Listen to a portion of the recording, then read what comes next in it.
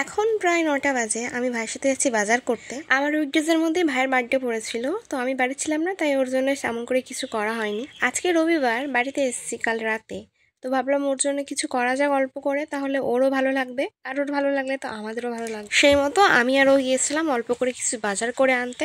একদম ছোট করে, ও যেটা খেতে ভালোবাসে সেটাই বানানো হয়েছিল। ও ফ্রাইড রাইস চিলি চিকেন খুব পছন্দ করে, তার জন্য ফ্রাইড রাইস চিলি চিকেন আর সাথে একটু আলু কষা করেছিলাম। আমি যত্ন করে গুছিয়ে ওকে সার্ভ করে দিয়েছি, আর মা ওকে এখন খাইয়ে দিচ্ছে। মায়ের কাছে সেই ছোট থেকে শুনে আসছি আমরা বাঙালি, আর আমাদের নাকি জন্মদিনে পায়েসটাই আসল খাবার। সেই মতো ওর জন্মদিনের দিনে মা ওকে পায়েস রান্না করে খাইয়েছিল, আর অল্প করে বোধহয় চিকেন এনে রান্না করে দিয়েছিল। তো আজকের আমি আবার পায়েস করার কথা বলেছিলাম, বাট ভাই বললো আর করতে হবে। ওই সামান্য আয়োজনে অনেক খুশি, আর আজ দুপুরটাও অনেক তৃপ্তি করে খেয়েছে।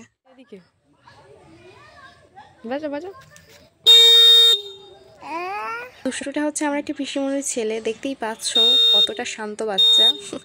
যাই হোক, ওকে কিন্তু একবারই দেখিয়েছিলাম কিভাবে হর্ন বাজায়, তারপর থেকে ও কিন্তু এটা একাই করছে। বিকালবেলা ভাইয়ের সাথে একটু লক্ষ্মীকান্তপুরে গিয়েছিলাম। আজ লক্ষ্মীকান্তপুরে মিও আমরের গ্র্যান্ড ওপেনিং হলো, সেই জন্য ভেবেছিলাম এখান থেকে ভাইয়ের জন্য একটা কেক নিয়ে যাবো, কিন্তু এত পরিমাণে ভিড়। যাই হোক, সে ভিড় পেরিয়ে হয়তো ঢুকেছিলাম, কিন্তু আমাদের পছন্দের ফ্লেভারের কেকটাই শেষ হয়ে গিয়েছিল। যাই হোক, ওখান থেকে আর নিইনি, আমরা টেস্টের বাইরে থেকে কেক নিয়ে বাড়ি চলে এসেছিলাম।